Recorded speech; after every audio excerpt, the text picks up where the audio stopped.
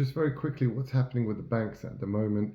Why are they in so much trouble? Well, it's obviously due to the Fed and their cheating and lying and stealing. So what have they done? What did they do? The Fed told the banks, listen, buy all these treasuries when it was 0.25%, 0.5%, go and buy them.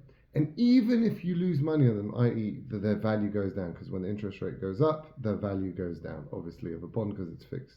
I'm not going to go into it, but that's just the way it is.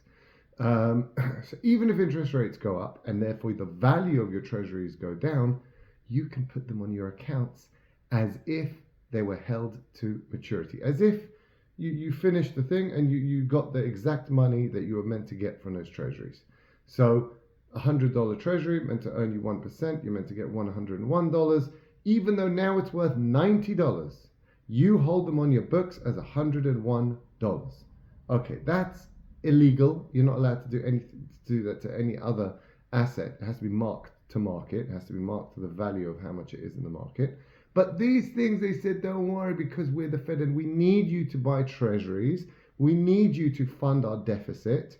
We're going to allow you to basically commit fraud, which no one else is allowed to do, right? So your books are going to be completely incorrect. Your assets will not match your liabilities. But we don't care because we're the Fed and we need you to buy our debt. This is our system at the moment. Totally corrupt. Anyway, so they did that. Now, the problem is these banks, all the depositors are removing their money out because interest rates are at 5%, a money market fund. Why would you leave in a bank that's giving you 1%?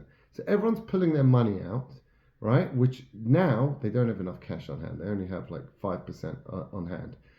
They have to sell stuff. Now, what is the only easy thing to sell? You can't sell your mortgages, right? They're for 30 years.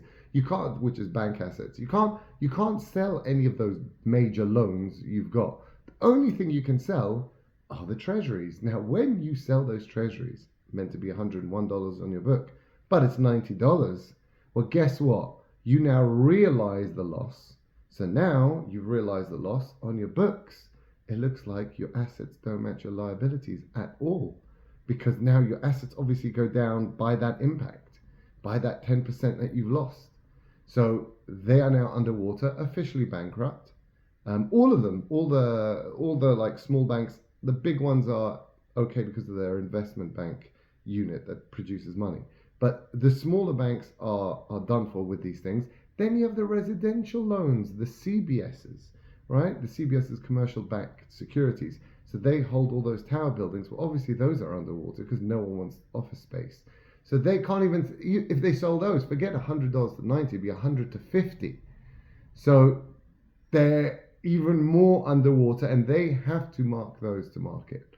I think maybe not as well for them as well, because I remember that obviously they don't want something happening there. But CBS is also underwater massively.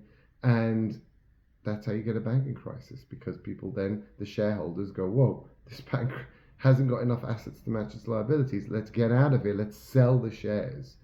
And that's what we have.